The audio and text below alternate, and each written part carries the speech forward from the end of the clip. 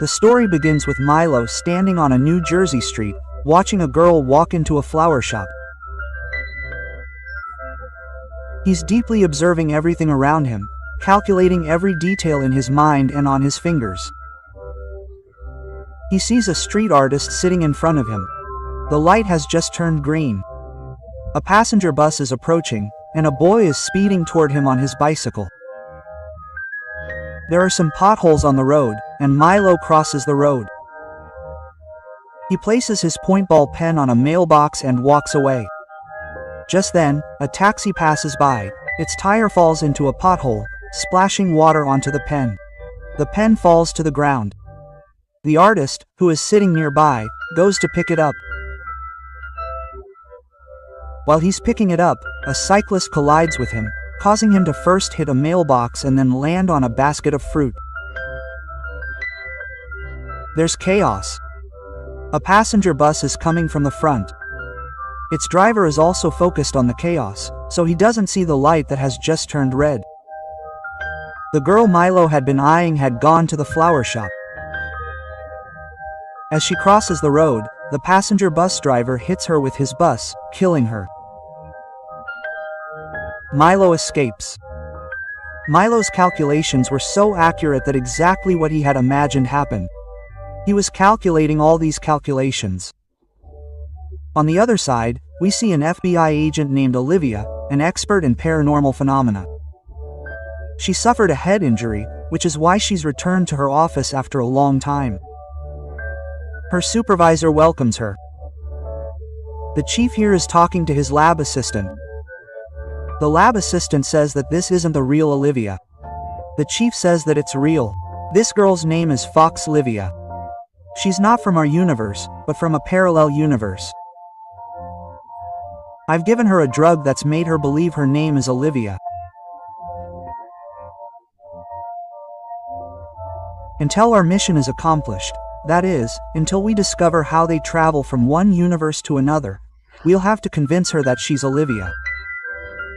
And if she discovers the truth, we won't need her anymore. However, Olivia repeatedly has visions of her boyfriend, Peter, who isn't from this universe, but from the parallel universe from which she came to ours. But she believes this is happening to her because of a head injury. And now Olivia's supervisor tells his team that there have been 2 accidents in the past 2 days, resulting in the death of 2 people, and the pattern of these accidents is similar. Therefore, we need to go to the site and investigate. They arrive at the site where the second accident occurred this morning. There, the supervisor learns the name of the deceased girl from her fingerprint. Olivia approaches the bus driver, who is terrified. He explains, "I always drive the bus very carefully. I've never had an accident before, and today I caused such a major accident that a girl died." Quote. The supervisor is then shown finding the ballpoint pen that caused everything on the side of the road. Another agent, Agent Lee, has arrived to investigate the case. Olivia explains that it all started with a dropped pen. A local artist went to pick it up, and a cyclist collided with it, causing chaos. The bus driver's attention was diverted, leading to the girl's accident. Agent Lee says, "It wasn't an accident, but I think there's a very cunning killer. He deliberately orchestrated this series of events, starting with the ballpoint pen that resulted in the girl's death." Returning to their headquarters, they watch videos of the first accident and discover that the same ballpoint pen was found at the scene of the accident that morning. This further strengthens their suspicions. They consult a mathematician and explain everything. After listening carefully to the agents, she tells them that no human being could have recreated these events with such precision. It's a good theory, but practically impossible. It's simply a coincidence that the same incident occurred twice. Then they are informed that another accident has occurred, exactly like the first 2. This shocks them all, and they head to the scene. This time, the victim is alive. Upon investigation, they learn that a dog was crossing the road, distracting the driver and causing the accident. Just then, a ballpoint pen rolls out from under the bus. Olivia spots the pen and realizes that the chain of events isn't over yet. This means the killer is somewhere nearby. She looks around, and when she sees Milo standing there, intently observing everything, Olivia becomes suspicious of him, and at that very moment, a man crossing the road is hit by an ambulance and dies. Olivia realizes that this time, the victim was the man Milo wanted to kill, and she alerts her team. Everyone starts moving towards Milo, and Milo knows he'll be caught. So, he begins to calculate the situation in his mind once again. He sees a bus approaching from behind that won't pass under the bridge, and by then Olivia has also arrived, holding him at gunpoint. Milo picks up a bicycle and throws it into the bus's path, forcing it to pass under the bridge Milo is on. Milo, knowing this, having already calculated, jumps off the bridge. Just then, the bus he threw the bicycle at passes under the bridge, where he sits on it, gracefully eluding everyone. He then goes home, where his sister is waiting for him. She is very worried about Milo. She tells him that there have been so many calls from the hospital that he should surrender himself. Milo says that's not possible. I've come too far now. And before his sister can say anything, Milo speaks up. Due to this, his sister falls completely silent and shows Milo a small toy horse. This completely breaks Milo's concentration. He becomes uneasy and says that this doesn't make any sense anymore. Meanwhile, at the hospital, we see Agent Lee, who is going for his regular checkup. He suffered burns on his face some time ago. Before leaving, he tells Olivia that she needs to find out what the 3 people who died in the accident have in common. After this, Olivia returns to headquarters and investigates their details. Upon examining these details, she discovers that all 3 victims had some connection to a medical center. She goes to that medical center with her supervisor. There, she sees some patients, all of whom have the same ballpoint pen that she always found at the scene. Seeing this, she understands that they will definitely find some clues. After this, they meet the hospital's chief doctor. He explains that all the patients with ballpoint pens have some kind of mental illness. They can't adjust to digital devices. Even today, their way of doing everything is old-fashioned. They don't use devices, instead jotting down every task with a pen. But in the past, we've conducted some experiments to improve them. And now they show them footage of their experiments, including Milo. They were actually conducting various experiments to boost their memories. Their IQ was supposed to increase significantly, and Milo was part of this experiment. Some time ago, we released him from the hospital for a few days under the supervision of his sister. But he should have returned to the hospital by now so we could monitor him. We called him, but he didn't answer. As a result, we assigned 3 people to bring him back to the hospital, and all 3 of them died. These were the same 3 people whose accident Milo had orchestrated with complete planning. Olivia and the supervisor have understood everything and now want to go meet his sister. Milo is shown observing Olivia very closely. Indeed, after the experiment, his mind has become super sharp. He can calculate every eventuality. Now, Olivia and the supervisor go to meet Milo's sister and ask about Milo. She says, "I don't know anything." The supervisor tells her that he has killed 3 people. He is a danger to people. You have to tell us about him. But she doesn't tell the supervisor anything. After which, the supervisor goes to Milo's room to investigate. Olivia then talks to Milo's sister.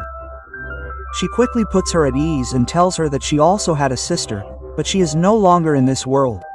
Milo's sister explains that after the experiments, Milo's mind has become much sharper than before. He can predict even the smallest details with his calculations. There's only one way to break his concentration. the toy horse that my mom once gave Milo. Milo's sister doesn't want Milo to kill innocent people. That's why she gives him the hotel room number on a piece of paper. But they both know that if they make a plan, Milo will predict it in advance. This means that Milo will know about their plan in advance because his mind is faster than a computer. That's why they don't make any plans and set out to catch Milo. They don't know if they will be able to catch him or not. Milo spots Olivia from the hotel room, and now he imagines multiple possibilities in his mind, as he runs to a construction site where oxygen levels are extremely low.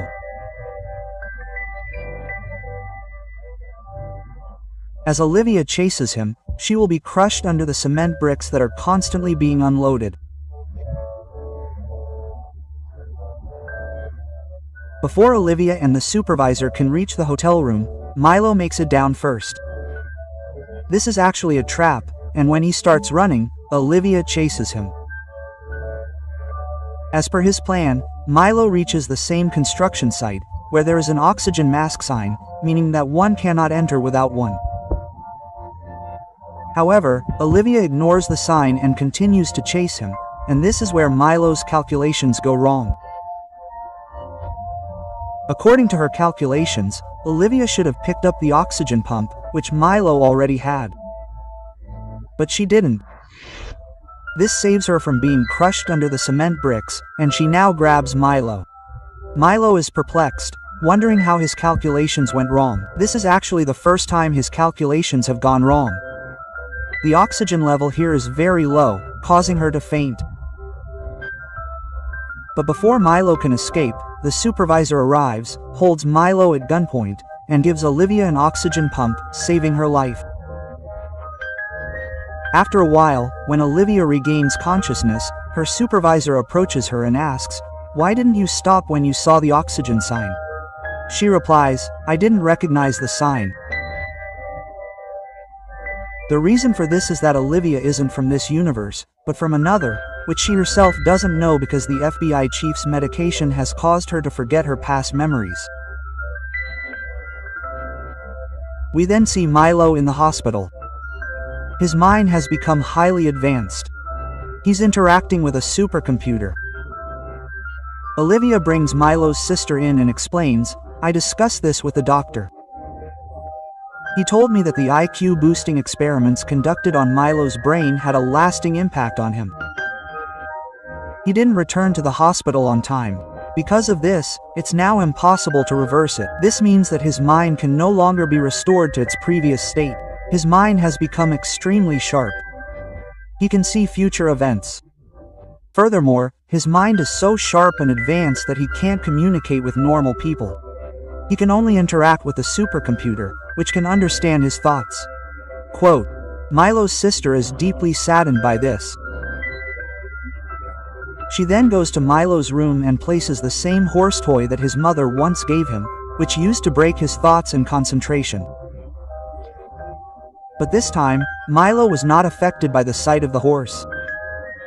Olivia returns home and once again experiences visions of her boyfriend, Peter, who is not in this universe but in a parallel universe. Olivia doesn't believe him and argues with him. In fact, she is convinced that she belongs to this universe. But her boyfriend says, "If you were from this universe, you would have recognized the signboard with the oxygen mask symbol. Because there is no such sign in our universe. The air there is always clean, and that is what saved your life. If you had recognized that symbol, you would have fallen into Milo's trap and died. You have to remember who you are." Quote, "Which world did you come from so you can come back? I miss you so much," and then he disappears. What do you think? Will Olivia ever remember that she's from another universe? Will she be able to return to her own world? Please leave a comment below. We hope you enjoyed this story.